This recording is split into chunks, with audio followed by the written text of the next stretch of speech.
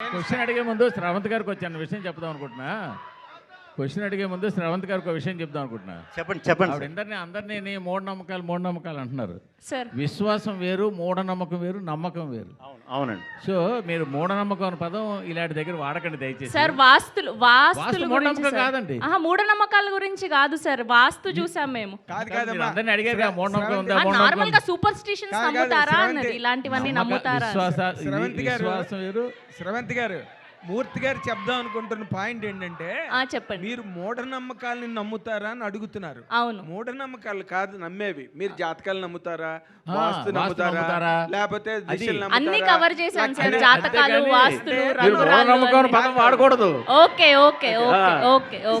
శ్రీ విష్ణు గారు sir, congratulations first. Thank you. అంటే చాలా అరుదైన కలయిక మీరు ఇప్పుడు ఈ సంవత్సరం. అవును, వరుసగా మీ అన్ని ఈవెంట్స్ వన్ బై వన్ వెళ్తున్నాయి. అవును. మీరు బేసిక్గా ఈ జాతకాలు అవి నమ్ముతారండి?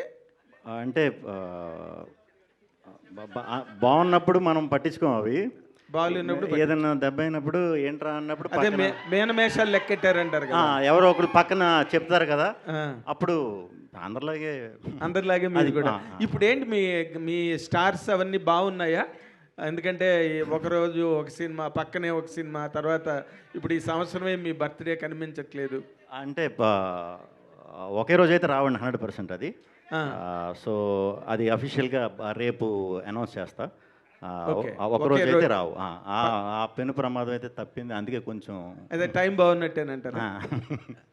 అంతే కదండి మరి. అంటే ఈవెన్ 1 or 2-3 days గ్యాప్ లో పడినా అవునవును ఒక సినిమా ట్రాఫిక్ కింద లెక్క. అవును.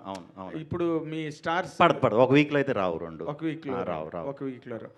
కాకపోతే డైరెక్టర్ గారు మీరు విష్ణు విన్యాసం అని సినిమా పెట్టి అక్క బొక్క అని ఆ మాటలు అవన్నీ కూడా అవి అసలు వాట్ కల్చర్ ఇట్ ఈజ్ అండి. నార్మల్గా